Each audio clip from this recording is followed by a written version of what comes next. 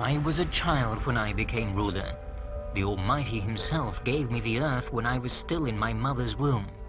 I am descended from the god Ra, who educated and raised me. In this speech to his court, Ramses insisted on his divine descent, and that was his name in hieroglyphics.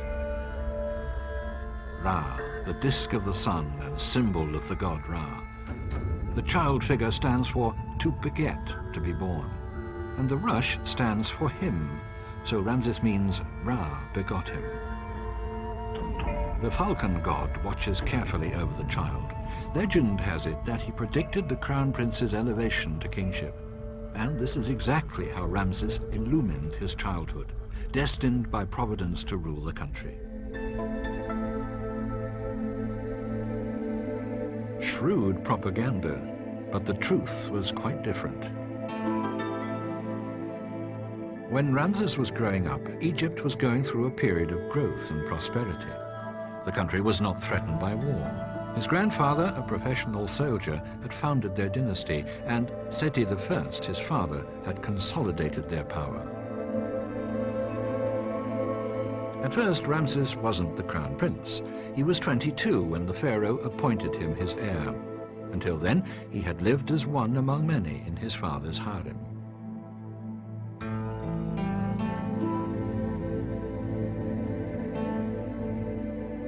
The boy could only dream of one day holding the reins of power over all of Egypt in his hands, of soaring protectively over the land along the Nile like a falcon, the royal symbol.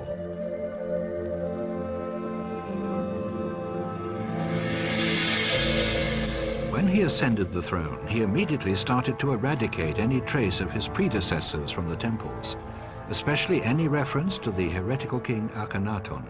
It was Akhenaten who had outlawed all deities except Aton, the sun, thereby founding the world's first monotheistic religion. In so doing, Akhenaten and his famous wife Nefertiti started a religious revolution.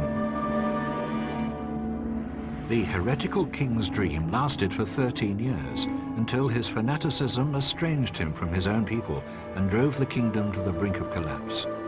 The pharaoh had become oblivious to everything except his sun god Aton, whom he praised in an epic hymn.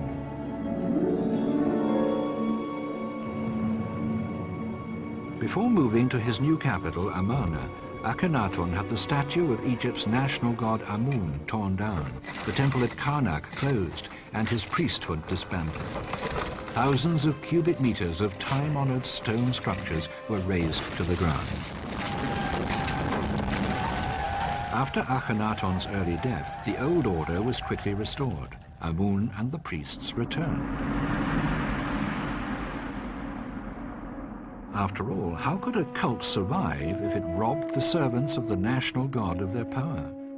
For nearly 1,000 years, Amun's great temple at Karnak had been the nation's religious heart. Seti I embarked on its restoration. But it was Ramses who initiated a gigantic building program, which no other pharaoh would ever equal.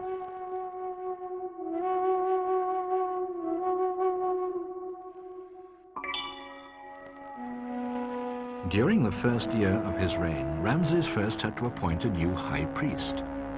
To ensure that his favorite, Neb-wenenf, was selected, Ramses asked the oracle to speak at the annual Opet festival. The shrine was carried into the temple courtyard in a solemn procession, and the list of candidates was read out. Only when it came to the name of Neb-wenenf did Amun apparently indicate his approval. Prior to his appointment, Neb-wenenf had neither belonged to Amun's priesthood nor to the temple at Karnak, and it's certain that Ramses made a lot of enemies by choosing him. In gratitude, the chosen candidate had the pharaoh's welcoming speech carved into the wall of his tomb. You shall be the first prophet of God, and both his treasury and his storehouse shall be under your seal. You shall be the highest speaker of his temple, and his entire revenue shall be under your control.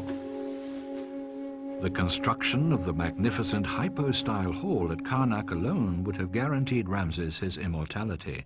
The forest of 134 columns standing 15 meters high seems too immense to have been created by human hands. But it didn't end there. The pharaoh was overwhelmed by a frenzy of construction and covered the whole country with temples. Starting from the old capital, Memphis, he commanded holy cities to be extended or rebuilt for more than 1,000 kilometers up the Nile. All the way to Abu Simbel, beyond Egypt's borders in Nubia.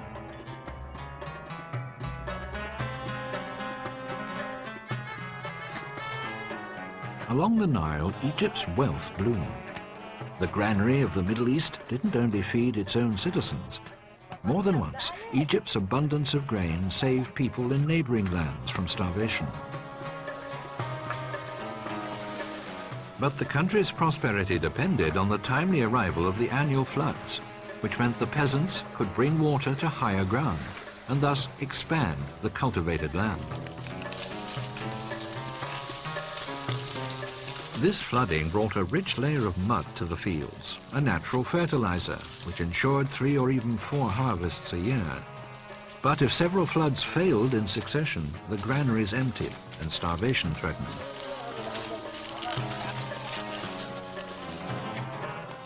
The people also used the Nile's mud to make bricks for building their houses.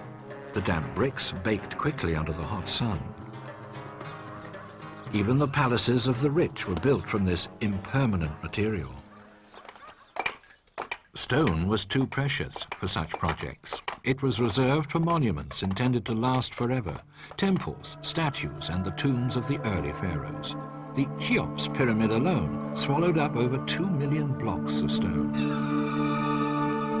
But Ramses set out to eclipse all these earlier monuments in glory. And indeed, later generations called him the Great. Following ancient tradition, young Ramses was taught how to use the weapons of war. But his reputation as an undefeated strategist was a mere fabrication.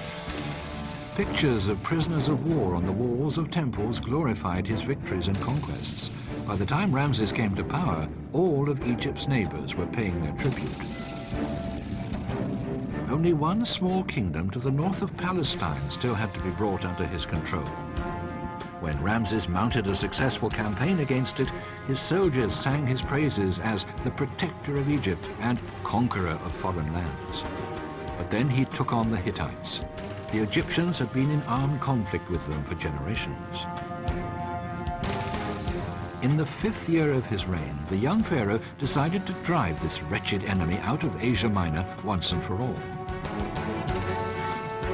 Ramses set out from Memphis with 4 divisions of 20,000 men. The backbone of the army consisted of 5,000 two-wheeled chariots. Each was manned by a shield-carrying driver and a man-at-arms.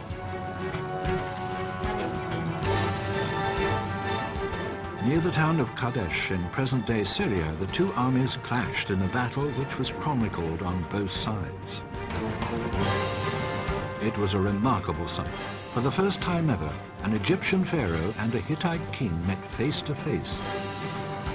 I defeated them all, I alone, for both my infantry and my charioteers had all deserted me.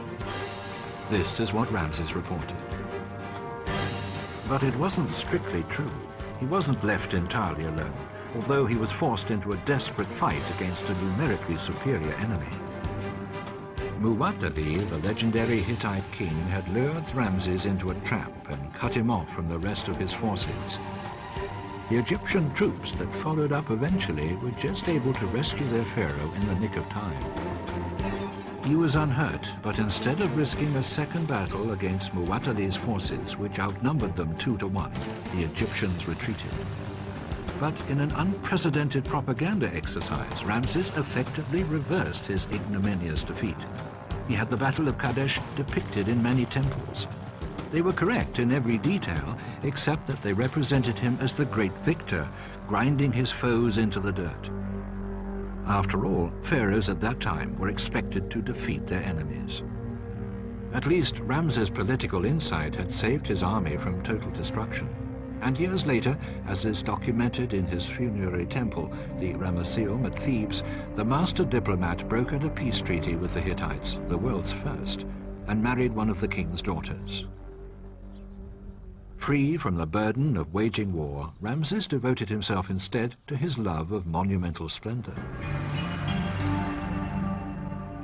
But was he also the pharaoh mentioned in Exodus when the Israelites were forced to flee Egypt? The Old Testament tells of the tribes of Israel who had immigrated generations earlier.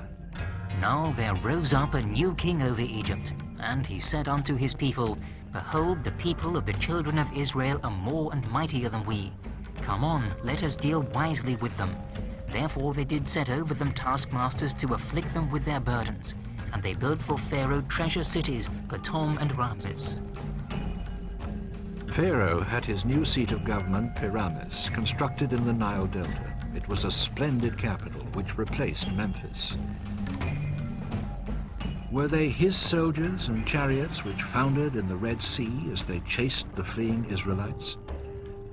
Was it Ramses the Great who negotiated with Moses in the Bible? The one time the name Israel appears in Egyptian texts gives no clue as to the date of the Exodus. This stele celebrates the victories of Ramses' son and successor, Mer-en-Ptah, over Libya and Gaza. Further down it says, Israel lies fallow and has no seed. So there was a tribe called Israel living in Palestine at that time, but whether they were the refugees from the lands of the Nile isn't clear. Ramses the Great saw himself as a divine ruler. He had gigantic idealized figures of himself 20 meters high, hewn out of the rocks at Abu Simbel. It was propaganda in stone.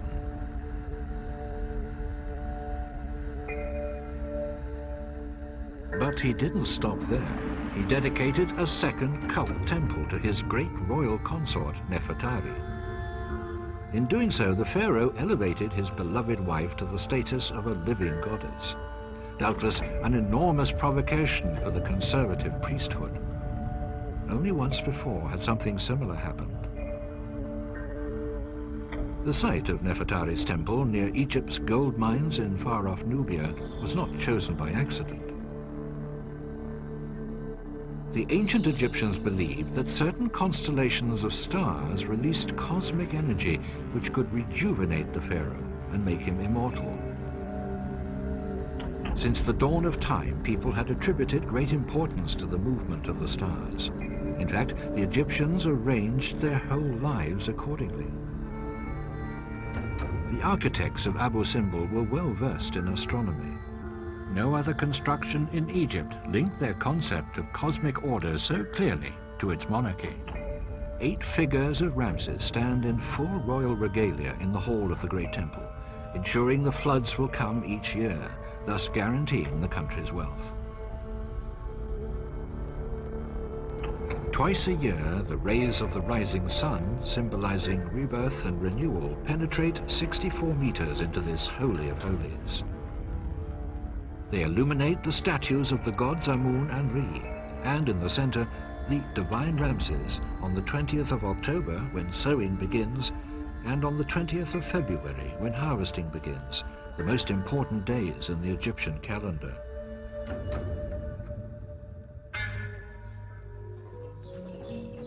At Abu Simbel, Karnak, and all other temples in the country, countless priests served the glory of the gods and their pharaoh. For he too was regarded as a god who was ruling the country temporarily and would return to heaven after his death. This meant that the ruler had an exclusive relationship with all other deities. As the highest in the priesthood, he had to ensure their goodwill by staging holy ceremonies and sacrificing incense, food, and drink. In reality, pharaohs delegated this function to a chosen figure in each temple, who was appointed and could just as easily be removed. At Karnak, Ramses chose Neb-Wenun-F. As the first prophet of Amun, the god's highest servant, he was the king's representative in the cult. He held sway over whole armies of priests and officials arranged in a strict hierarchy. There was much to do in a temple: religious rituals 3 times a day, the cleaning and maintenance of the building, and the administration of goods. Staff were paid from the temple's revenues, and serving in a temple was considered a lucrative job.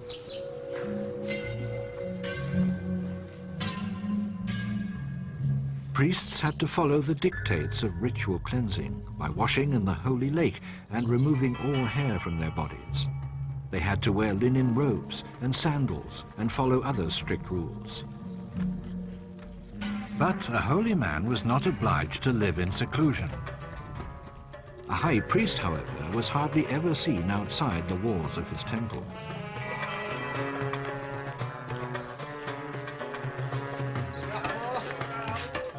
In 1248 BC, there was great excitement in the streets of Thebes. In a few days, Ramses would celebrate his first Sed festival, an important event in the lives of his people. Everyone was allowed to join in the festivities. After 30 years, and thereafter in shorter intervals, the aging pharaoh's forces were symbolically renewed. It was even rumored that the high priest was going to attend. They wanted to see him most of all, for he had an important role in the festival. Would the gods once again confirm the pharaoh in his position, as they had at his coronation? In the past, priests had deposed rulers who had become feeble. But Ramses knew he could rely on Neb-Wenenef. The man who pulled the strings of religious power was unswervingly loyal to him. At the gigantic temple to Amun at Karnak, the seat of the high priest, the pharaoh with a mania for building realized his architectural dreams, which portrayed him as a divine ruler. The sacred site had been founded almost 1,000 years earlier. Each king had erected monuments to himself there, carving his name and deeds in stone, and each had sought to outdo his predecessors. But none managed this as successfully as Ramses. He would reign for 67 years, celebrating his divine rejuvenation at 14 anniversary festivals. Hundreds of thousands of workers labored at his behest in every province of the kingdom. One of the king's speeches to them has been preserved. O you workers, chosen, strong, with skillful hands, who are erecting monuments to me without number. O you hard workers who never tire and who perform their duties diligently. It is my wish that you be well cared for, so I may preserve you well. Such words had never been heard from a pharaoh before, but Ramses had every reason to praise his workers. No king built such immense obelisks as memorials. No king ordered the construction of so many stone needles, the skyscrapers of antiquity. They had to reach up to the heavens, for the sun god himself was to rest on their once golden tips. More than 1,000 tons of granite was hewn from the quarry at Aswan for the construction of a single obelisk. For a long time, archaeologists were at a loss as to how the ancient Egyptians could have performed these almost superhuman tasks with the simple tools at their disposal. At first, they bored deep holes to establish the quality of the stone. Then they painstakingly chiseled the sides free, using heavy hammers fashioned from dolerite, which is harder than granite, advancing perhaps 5 millimeters every hour. If the stone cracked or shattered, they had to start again. It would have taken several hundred pieceworkers to hammer a 30-meter-long monolith out of the rocks and smooth it in only 7 months. If the obelisk survived the long, dangerous journey to one of the temples and arrived intact and undamaged, it was erected and inscribed. It was a marvel, glorifying the pharaoh, praising the gods and delighting the people. After Napoleon's Egyptian campaign in the early 19th century, the French plundered the land along the Nile. They even stole Ramses' most beautiful obelisk, which stood at the entrance to the Temple of Luxor. Today, it stands at the Place de la Concorde in Paris. only 2 of the 6 colossal statues that Ramses commissioned remain. Thousands of years ago, Egypt's greatest ruler himself also stole in order to establish his presence at all the holy sites. Even his own father fell victim to this megalomania. But Ramses was really only doing what his predecessors had done, usurping monuments for his own purposes. He sent workers out in all directions to remove names from monuments and replace them with his own. They also had to learn a new technique. Until that point, the background around each hieroglyph had been chiseled away. Now the symbol was carved straight into the stone. This so-called sunken relief was much faster to produce than a raised one. This was how Ramses was able to leave his mark on the whole of Egypt in such a short time. His ambition became boundless, to gain immortality in thousands of monuments.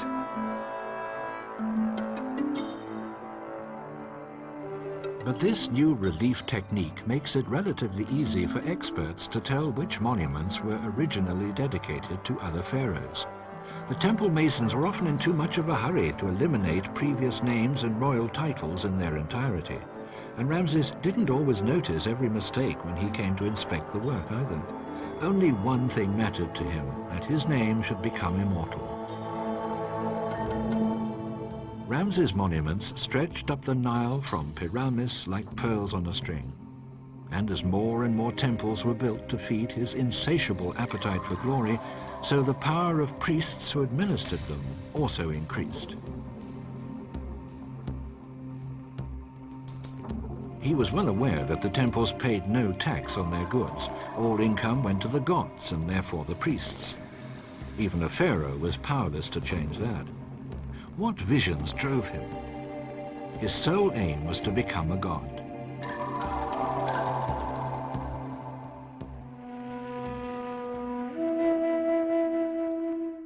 By the 23rd year of his reign, the huge rock temple of Abu Simbel was slowly nearing completion.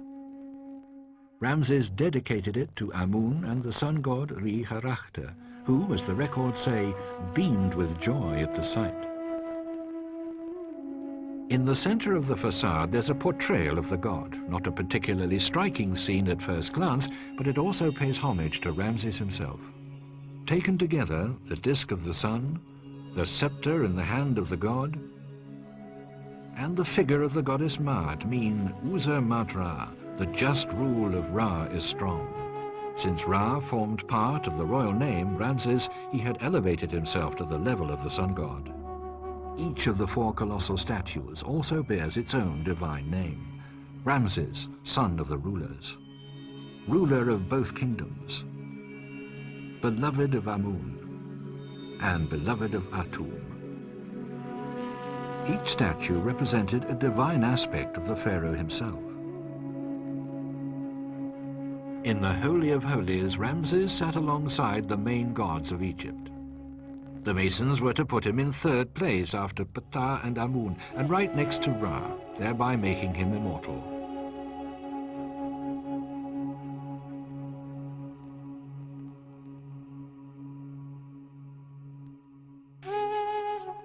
The walls of the temple depict the oldest of his 45 legitimate sons, for the ruler wanted his glory to extend to his family too. At the feet of the pharaoh, time and again, his favorite, Nefertari. Flowery words praise her as princess, mistress of charm, and singer with beautiful features, for whatever she says will be done for her. She was only one of the king's 7 main consorts, but she was his undisputed favorite.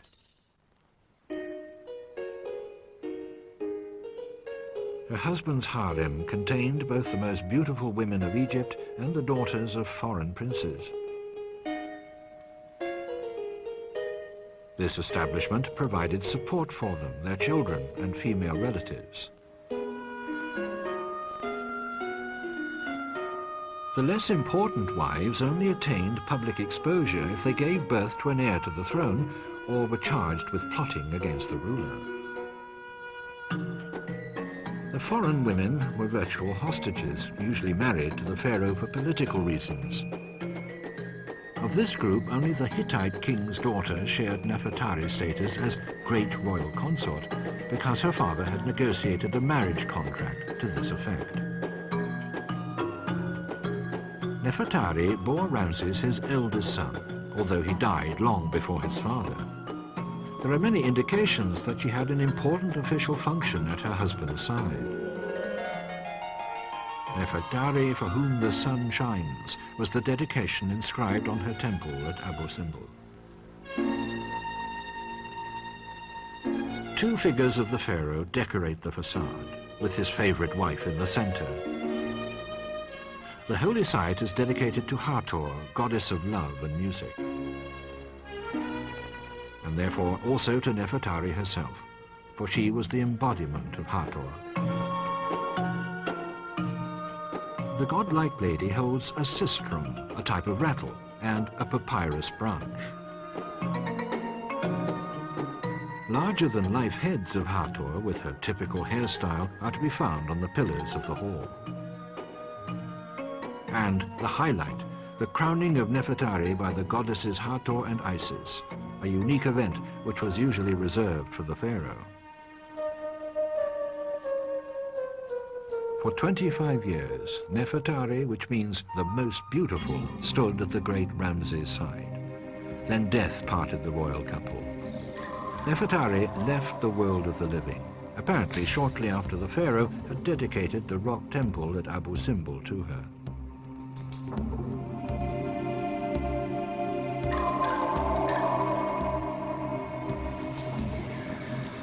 Before her body could be buried, it had to be prepared for eternity.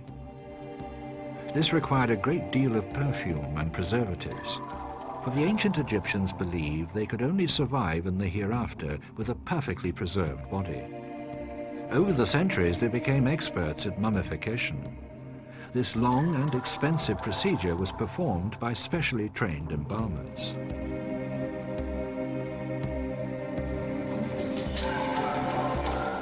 There were strict rules.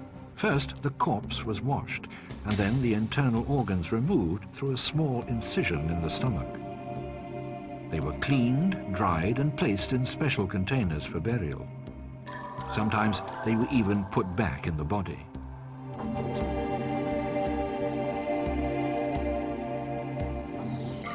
Only the heart, the seat of feelings, thought, and understanding, was left in its original place. The brain was also removed, using a hook inserted through the nose. The skull was later filled with liquid resin or other stuffing. This was followed by the most important stage, desiccation. The body was packed in sodium salt for 70 days to remove all moisture from the tissue and prevent it from decomposing. Finally, the body was rubbed with expensive perfumes and wrapped in fine linen bandages. For the heart of the deceased was to be as light as a feather when it entered the spirit world. He would have to account for all his actions at the seat of judgment. Anubis, the jackal-headed guardian of the underworld and god of embalming, would then weigh the heart against the feather of truth. The heart was to float like a down feather, unburdened by even the slightest sin. If the scales didn't balance, the heart was swallowed by a monster and the sinner abandoned to eternal death. But eternal life awaited those who passed. Wearing the mask of Anubis, Ramses followed the body of his beloved wife. At the entrance to the burial chamber, he performed the final ritual, the opening of the mouth. By touching the sense organs and burning incense, the corpse was symbolically reanimated. Artists have preserved this moment for eternity in her tomb.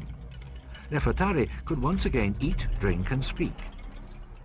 The holy ritual had brought her back to life again, an essential step on the road to the hereafter. Throughout Egypt, this road began with the crossing of the river Nile, which separated the kingdom of the living in the east from the kingdom of the dead in the west. Strict rules governed the course of the procession. Only if all these rules were meticulously observed and all the burial rituals carried out could the deceased gain access to the kingdom of the dead. Be safe, be safe. In peace, in peace. To the west, to the west. The priests constantly recited words of welcome spoken by Osiris, ruler of the hereafter, who grants permission for life to continue after death. You shall sail downstream in the evening bark, and upstream in the morning bark. May Osiris grant you millions of years.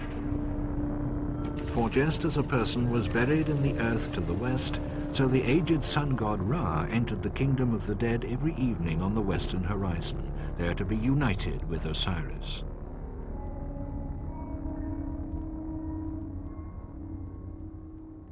In the 12 hours of the night, Ra traveled through the hereafter in his bark, waking up its inhabitants, the dead. At dawn, the revitalized god rose in the east as the new morning sun. Many magic spells were used to conjure up Ra's nightly rejuvenation. These were collected together in books for the underworld and placed in the grave with the dead body. Friezes in the temple show this ritual was also observed for Nefertari's last resting place. Other scenes show her making sacrifices. The gods loved the wine which the royal lady offered them. Just like mortals, they needed regular sustenance.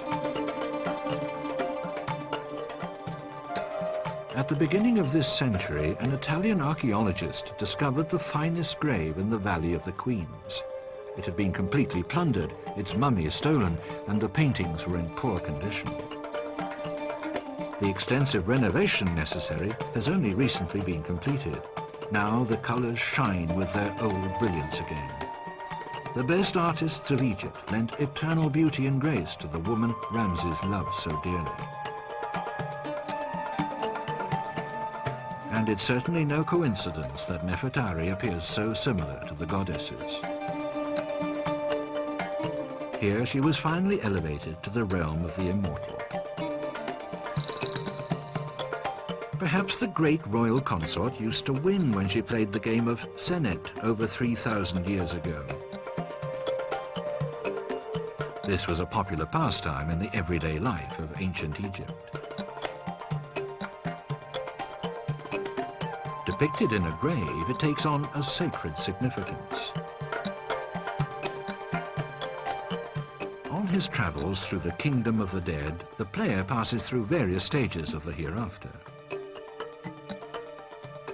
Some areas may be perilous, but if he's successful, he will ultimately win his immortality.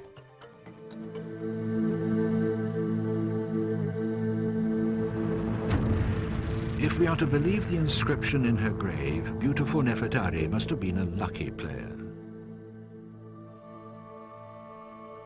In 1988, a spectacular discovery above the Valley of the Kings helped bring Ramses back in the headlines again.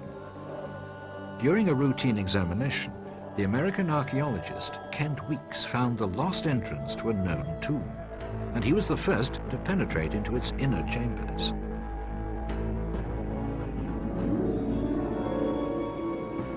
It's the biggest structure of its sort ever found, and it's where Ramses, the pharaoh who loved the monumental, buried his sons.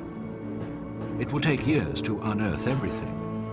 Archaeologists may even find the mummified bodies of the dead men, or a secret passage leading to their father's tomb nearby. More than 100 years earlier, in 1871, the Rasul brothers roamed through the mountains to the west of Thebes. Almost all the locals topped up their incomes by robbing graves. Hidden at the end of a rock fissure, the brothers found a grave which nobody had entered for thousands of years.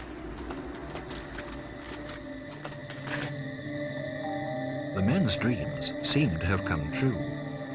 Everywhere there were boxes containing figures of the dead, countless statues of gods and amulets.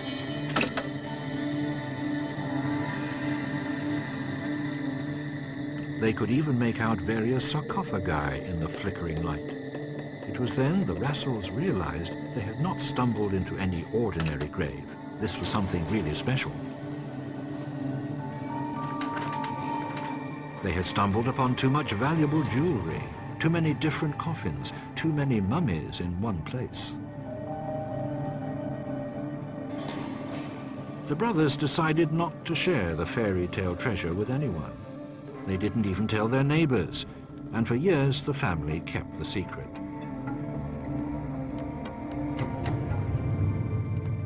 But whenever they urgently needed money, the men would ride up into the mountains and take individual items out of the grave. The age of mass tourism had not yet arrived, but even then, many travelers with a taste for art visited the land of the Nile. So, bit by bit, the brothers sold many of the priceless objects quite cheaply to foreigners to take home as souvenirs. Business flourished. But when new jewelry and burial objects started to appear in America and Europe, archaeologists began to wonder where this remarkable booty was coming from. Few of the buyers themselves had realized that these were genuine antiques, thousands of years old. The trail had to lead to Gourna, a small village on the western bank of the Nile, near the Valley of the Kings. The people here lived in close proximity with death. Their houses were constructed on hundreds of graves from the time of the pharaohs. Graves which had always been a gold mine for the local clans. When the official investigation began, nobody would talk, and everyone had an alibi. The police suspected the Ramses right from the start. They were subjected to intense interrogations and threatened with long prison sentences, but still they kept their nerve. Then they were confronted with the evidence. Where had it come from? Mohammed Rasul eventually broke down under the harsh interrogation. He admitted everything and promised to lead the authorities to the source of the treasure. In so doing, he provided the world with a sensational revelation. Several archaeologists accompanied the police. When Rasul led them not into the Valley of the Kings, but to a nearby cliff face, they were astonished. And when they entered the narrow caves and priestesses, several of the simple wooden coffins were covered with long texts. Most of the gold, jewelry, and other burial gifts had already been stolen, which was still intact, had been decorated. Who had dared to rob the pharaohs of their treasures? It was a crime carrying the death penalty. Some court records have survived, and one of them contains a stonemason's confession. We found the mummy of the king, along with many amulets and much gold jewelry. His head was covered by a mask of gold. We removed the gold, amulets and jewelry. Together with other thieves, I plundered many graves of officials and country folk in this way. Another testified. We took the inner coffins and the remains to the island on the Nile and burnt them at night.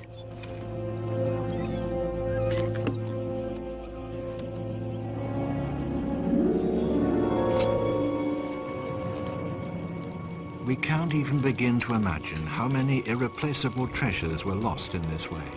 Vast amounts of gold, amulets, bangles and rings must have been destroyed by thieves using brute force. Ruthlessly, the thieves tore the precious stones out of the skillfully crafted pieces of jewelry.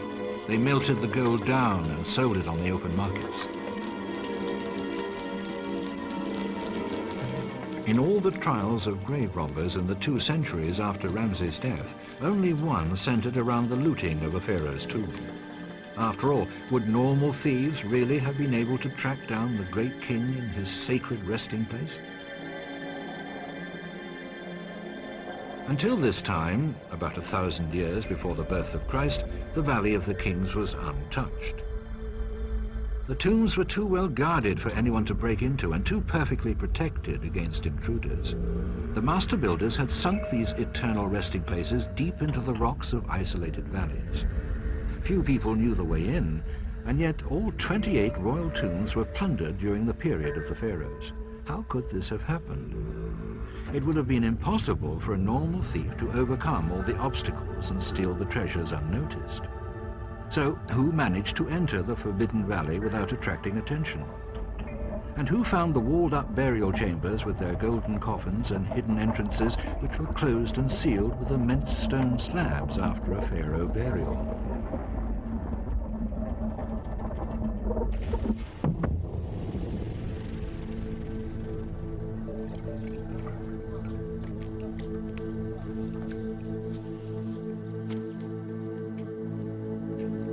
Only one group of people had unrestricted access to the mysterious sites. Only they knew where to find the hidden entrances and how much treasure the tombs contained. And only they were unscrupulous enough to make use of this knowledge.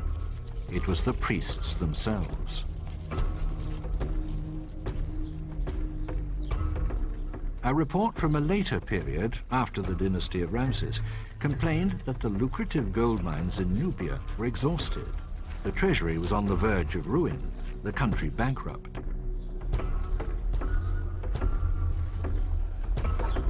Letters from a general to his trusted scribe, written about 800 BC, reveal his terrible suspicion.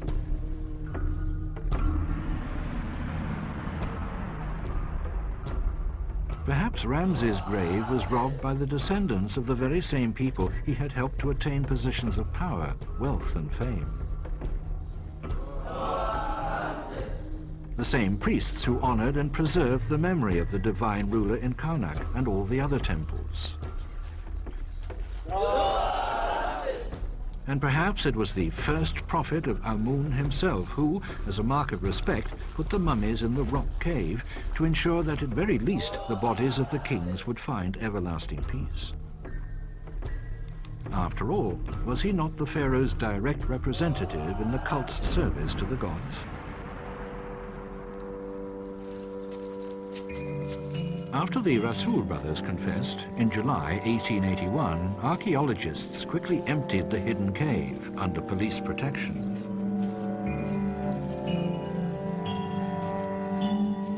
With 200 helpers, they managed to rescue the sensational find within 2 days, despite baking temperatures. Rumors of an immense store of gold had spread like wildfire, and the authorities were afraid of attacks. Once again, the pharaohs were transported down the Nile under sail. The mummies were taken to Cairo. Once again, Ramses the Great had captivated his country. Thousands of Egyptians lined the Nile to bow in respect to their unforgotten ruler.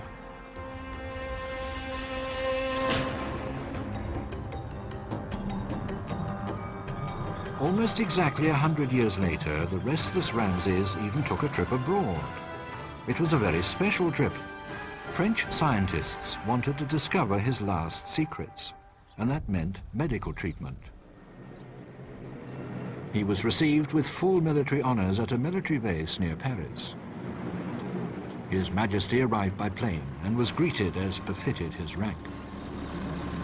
The master of political propaganda would certainly have appreciated the publicity. It was a royal welcome for a legendary king. In 1977, the mummy was examined and treated in a laboratory specially constructed for the purpose. The damp air of a museum had done in a brief time what 3,000 years in the desert had not achieved. The body was infested with 89 types of highly toxic fungus, which required 9 hours of cobalt radiation treatment. And what did the examination discover? Ramses found walking difficult. His spine was deformed. His heart had been placed back in his chest. His skull was filled with wax. He had lived to the age of 90, was 178 centimeters tall, and had light red hair. The embalmers had dyed his hair blonde with henna. His hands had been well cared for and wrapped in the finest royal linen. He was suffering from advanced senility and probably died of blood poisoning after an abscess in one of his teeth had festered. The scientists produced a report of over 400 pages about the man who once called himself ruler of the world. Today, we know almost everything there is to know about him. But there's one secret he did not reveal. What did he take with him into the hereafter? How many gold statues and amulets? How many magnificent beds and thrones? Ramses the Great must have been adorned with an incredible amount of riches. Until now, Tutankhamun is the only pharaoh buried in the Valley of the Kings whose grave was undamaged when it was found. When archaeologist Howard Carter opened the burial chamber in 1922, the world held its breath. The tomb contained treasures of an unparalleled beauty and gold aplenty. What splendor for an insignificant child king who died at the age of 18 and was soon forgotten. He had succeeded Akhenaton, the heretic from Amarna, on the throne of Egypt. Although Tutankhamun had rejected the monotheistic worship of the sun god and returned to the ancient cults, Ramses simply left him off his list of kings. Perhaps there were political reasons. Perhaps it was just arrogance. Maybe that's why neither priests nor grave robbers looked for him.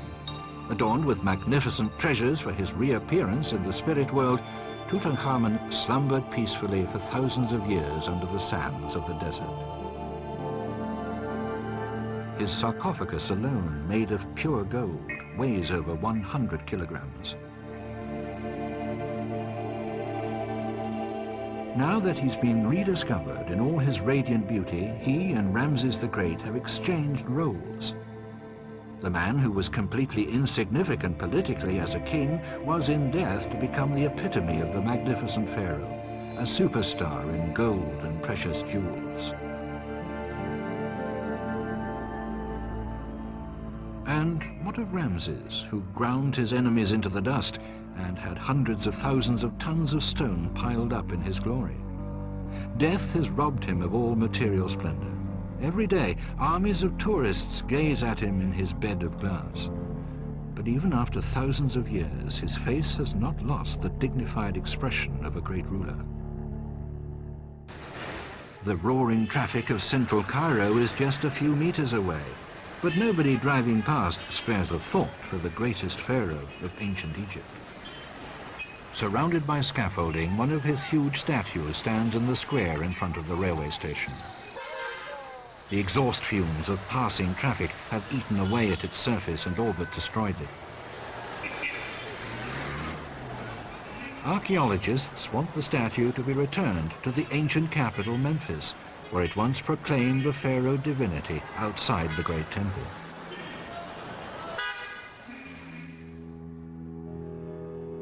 His dream of immortality has been shattered into thousands of pieces, scattered all over Egypt like a veil of stone. The inheritance of Ramses the Great has occupied archaeologists for many generations, just as generations of architects and master builders served him during his lifetime.